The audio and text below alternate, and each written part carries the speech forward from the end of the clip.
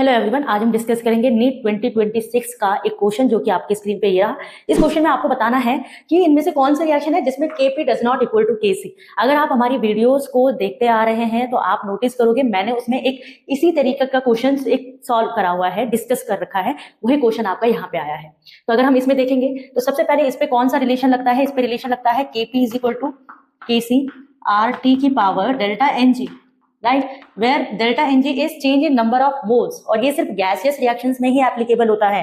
जो delta Ng होता है ना, वो होता है number of moles of product minus number of moles of reactant. कोई दिक्कत यहाँ तक? जहां ये जीरो आएगा तो वहां इसकी वैल्यू जीरो आ जाएगी, समथिंग की पावर जीरो क्या हो जाता है, 1 हो जाता है, राइट। तो हमें इससे निकालना है इसका आंसर, राइट। तो पहले के लिए देखेंगे तो डेल्टा Ng क्या आ जाएगा इसके लिए, NP माइनस NR, प्रोडक्ट का जो मोल है वो 2 है, माइनस रिएक्टेंट का भी 2 है, तो इसका निकालेंगे तो जीरो आ जाएगा। इसकी पावर जीरो मतलब ये इज इक्वल टू ये हो जाएगा, राइट।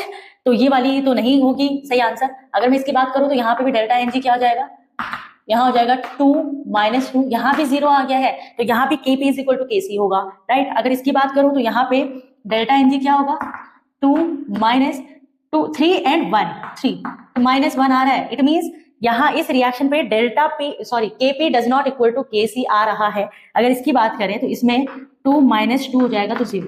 मतलब ये जो तीन रिएक्शंस आपको गिवन है ना, इन तीनों में जो डेल्टा Ng है वो 0 आ रहा है, समथिंग की पावर 0 इज 1, तो इसकी पावर 0 1, तो इट मीन्स इन तीनों में Kp is equal to Kc आ रहा है। सिर्फ एक ही रिएक्शन है जिसमें Kp does not equal to Kc, जो कि है आपका थर्ड।